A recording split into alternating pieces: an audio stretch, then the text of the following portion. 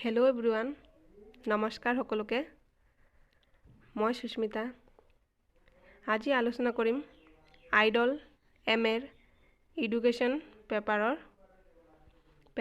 104 comparative education. ইয়াৰ প্ৰথম চেপ্টাৰটো যি হ'ল কম্পাৰেটিভ এডুকেশ্যন। প্ৰথমে আমি জানিব লাগিব কম্পাৰেটিভ এডুকেশ্যনৰ মিনিং। কম্পাৰেটিভ এডুকেশ্যন কাক কয়, তেন্তে আহক আলোচনা কৰোঁ। কম্পাৰেটিভ মানে হ'ল তুলনা কৰা। সাধাৰণতে ইয়াক তুলনা কৰা বুলি ক'ব পাৰি। এডুকেশ্যন ছিষ্টেমৰ লগত আন এখন দেশৰ এডুকেশ্যন ছিষ্টেমৰ তুলনা কৰা বা এখন দেশৰ এডুকেশ্যন ছিষ্টেমত থকা উন্নতি সেইবিলাক আন এখন দেশৰ এডুকেশ্যন ছিষ্টেমৰ উন্নতিৰ ক্ষেত্ৰত প্ৰভাৱ পেলায়।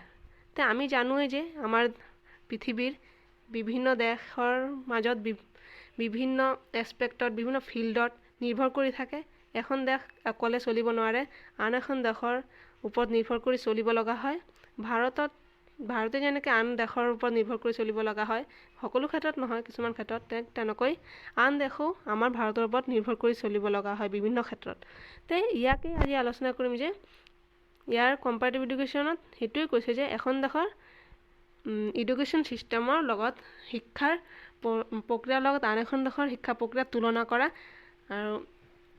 আৰু they in the modern times all countries are interdependent on each other. আমি জানো এইটো বিভিন্ন ফিল্ডত এটা আনটোৰ লগত নিৰ্ভৰ কৰি থাকিব লগা হয়। Comparative education means generally comparative education মানে কি হ'ল to compare. So' comparative education generally means that to compare the education system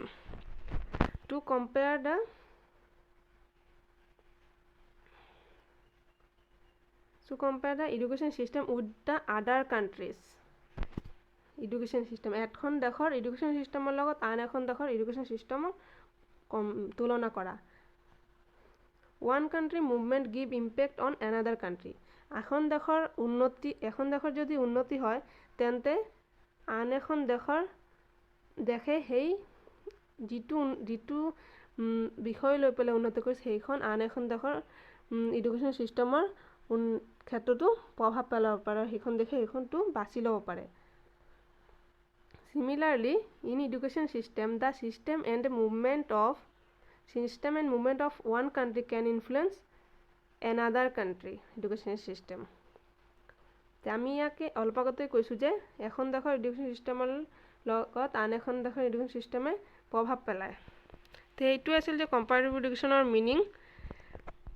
first comparative education আলোচনা কৰিছিল বা ষ্টাডি কৰিছিল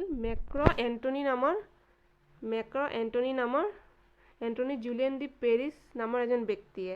তেওঁ ফাৰ্ষ্ট কম্পাৰেটিভ এডুকেশ্যন ষ্টাডি কৰিছিল। আকৌ এবাৰ কৈছোঁ, এণ্টনি ডি পেৰিছ নামৰ ব্যক্তিজনে ফাৰ্ষ্ট কম্পাৰেটিভ এডুকেশ্যন ব্যৱহাৰ কৰিছিল বা ষ্টাডি কৰিছিল।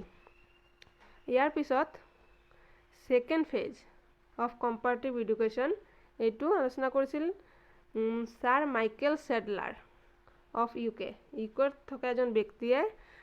ছাৰ মাইকেল ছেডলাৰে ছেকেণ্ড ফেজৰ পিতৃ বুলি কোৱা হয়।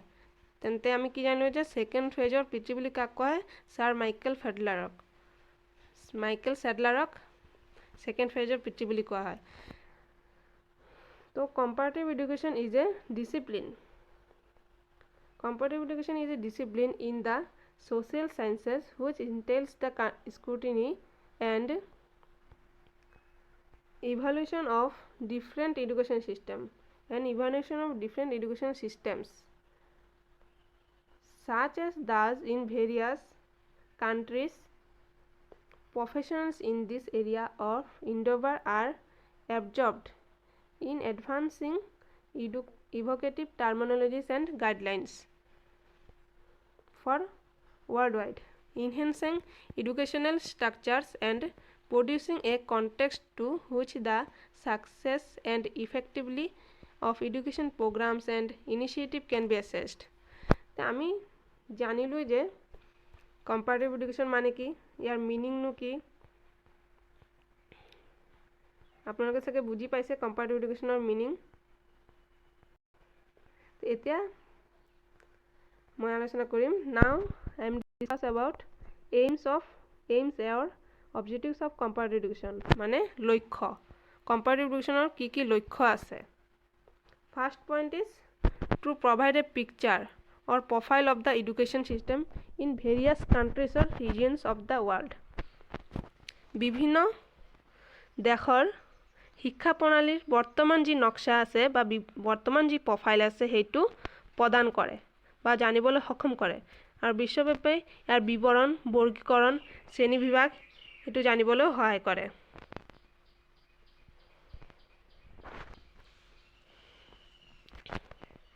Second point is to enable one come up with global description and classification of education in various parts of the world। বিশ্বৰ বিভিন্ন অংশত বিশ্বব্যাপী চলি থকা শিক্ষা প্ৰণালীৰ যি বিৱৰণ আছে বা বৰ্গীকৰণ সেই বিষয়ে জানিবলৈ সক্ষম কৰি তোলা।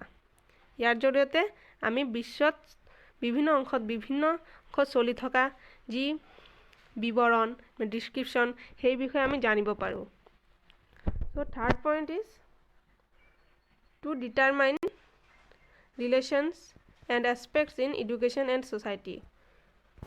শিক্ষা আৰু সমাজৰ মাজত থকা যি সম্পৰ্ক আৰু বিভিন্ন দিশ ইয়াৰ বিষয়ে নিৰ্ধাৰণ কৰিবলৈ আমাৰ কম্পাৰেটিভ এডুকেশ্যনে সহায় কৰে।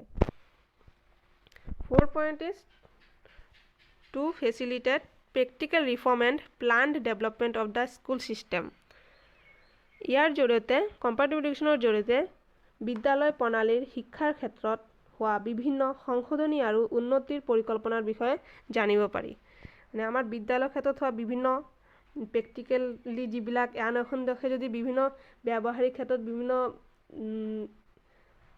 প্ৰণালী ইউজ কৰি পেলাই যদি লাভ হয় বা ইয়াৰ দ্বাৰা কিবা লছেছ হয় সেইবিলাক আন এখন দেশে ফ'ল' কৰিব পাৰে, আৰু আন এখন দেশৰ এডুকেশ্যন ছিষ্টেমৰ ওপৰত সেইটো ইউজ কৰিব পাৰে। 5 point is to enable one have a greater understanding of the wider education process। Comparative এডুকেশ্যনৰ শৈক্ষিক প্ৰক্ৰিয়াৰ ওপৰত থকা বৃহত্তৰ বুজাবুজি বা মতামতৰ বিষয়ে বুজিবলৈ সহায় কৰে। এজন মানুহক কি কৰে যে ই সহায় কৰে এজন মানুহক আমাৰ বৃহত্তৰ ৱৰ্ল্ডৰ যি এডুকেশ্যন প্ৰচেছৰ ওপৰত বিভিন্ন জ্ঞান অৰ্জন কৰিবলৈ জানিবলৈ সহায় কৰে। 6 point is to promote the spirit of international understanding and cooperation among those who study it by promoting friendship, understanding other people's points of view and appreciate other people's culture। ইয়াৰ জৰিয়তে আমি আন্তৰ্জাতিক যি বুজাপৰা আছে বা বুজাবুজি এজনে আনজনৰ মাজত যিবিলাকে ইয়াৰ বিষয়ে ষ্টাডি কৰে বা আলোচনা কৰে, পঢ়া লিখা কৰে, তেওঁলোকৰ মাজত থকা বুজাবুজি মতামত এইবিলাকৰ ক্ষেত্ৰত সহায় কৰে। বাই প্ৰমোটিভ ফ্ৰেণ্ডশ্বিপ, আৰু তেওঁলোকৰ মাজত থকা বন্ধুত্ব ভাৱ বঢ়ায়, আৰু ইয়াৰ বুজাবুজি বিভিন্ন ক্ষেত্ৰত থকা বিভিন্ন মতামত আগবঢ়োৱাত সহায় কৰে, আৰু এখন দেশৰ কালচাৰ মানে সংস্কৃতি আন এখন দেশক জানিবলৈ সহায়ক কৰে। যেনে আমি আমাৰ দেশৰ কালচাৰ আন এখন দেশে জানিব পাৰে, তেনেকৈ আমি আন দেশৰ কালচাৰৰ বিষয়ে আমি ষ্টাডি কৰিব পাৰোঁ। তেন্তে এইবিলাক আছিল, এই 5টা আছিল আমাৰ এইমছ অফ কম্পাৰেটিভ এডুকেশ্যন। ইয়াৰ পিছত আহিব ডেফিনেশ্যন অফ কম্পাৰেটিভ এডুকেশ্যন। বহুতো ডেফিনেশ্যন আছে, মই ইয়াৰ মাজৰ পৰা এটা লৈছোঁ। একৰ্ডিং টু নিকোলাছ হেন্সে কৈছে যে it is the systematic examination of cultures and in particular there the system of education in order to discover similarities and differences।